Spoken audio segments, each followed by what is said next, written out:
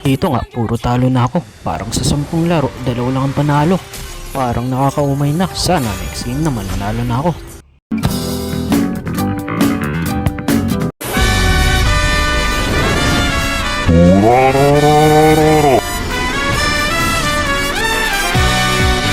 Dito si Aldous ang aking katapat. Ang aga-aga nga nagfla-flash sila dun sa river.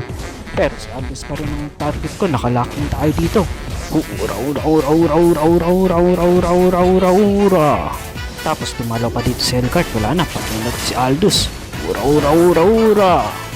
Biglang sinundan ni Atlas, kaya lang wala siyang naabutan.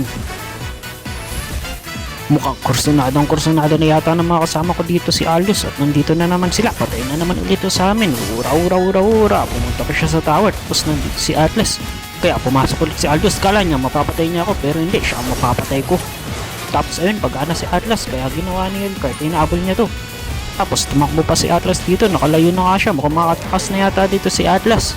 Pero lang ang inisip ni Atlas dahil mamamatay dito si Atlas. Dito nakita ko sila dun sa blue ng kalaban. Pinipipilang makuha ng pali yung blue niya. Kaya ayun, pumunta ako. Tapos nakita ko kung sino barya. Kanina pa to baril ng baril sa akin. Kailangan niya naman matay. Ura. Dito nga, bigla kaming nalugi. Pero hindi na to pwedeng matalo kasi nga kanina pa ako natatalo. Ura. Tapos dito sabi ni Elcart, wag ko na daw ito yung Leslie. Paano ako magtutugo? Solo nga ako. Kaya sinabi ko na lang, solo ako. Tapos ayun nga, nakita ko dito yung Elcart nag-push sa bot. Tapos yung mga kalaban dito, pauwi na. Kaya ginawa ko, pinigilan ko sila. Hindi kayo makakauwi, hindi ko na kayo papauwiin. Dahil pagkakataon ko na to para manalo.